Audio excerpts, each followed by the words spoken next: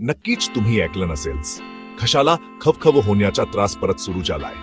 पण काळजी करू नका, आमच्याकडे काही सोपे आणि घरगुती उपाय आहेत. नमस्कार मित्रांनो, जर तुमच्या घशाला खवखव होत असेल तर घरीच करता येतील असे काही सोपे उपाय जाणून घेऊया. सर्वप्रथम एका ग्लास दुधात खांजत मिरी कुस्करून उकळवा. अर्धा चमचा हळद घाला, उकळवा, गाळा आणि प्या. हे तुमच्या घशाला आराम देते आणि वेदना कमी करते. पुढे मेथीची दाणे पाण्यात उकळवा, थंड करा आणि प्या. त्यात एक चमचा मध घातल्याने खवखव कमी होते. लसूण देखील तुमचा मित्र आहे. एक पाकळी चावल्याने त्याच्या अँटीबायोटिक गुणधर्मामुळे आराम मिळतो. गोड उपायासाठी वेलचीचे दाणे साखरेसोबत चावा किंवा हळद आणि गूळ मिसळून खा. हे चविष्ट आणि उपयुक्त आहे.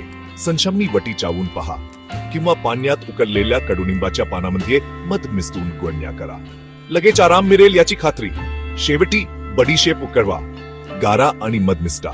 तुमच्या घशासाठी एक आरामदायक सिरप. लक्षात ठेवा, जर लक्षणे कायम राहिली तर डॉक्टरचा सल्ला घ्या. निरोगी आणि आनंदी राहा.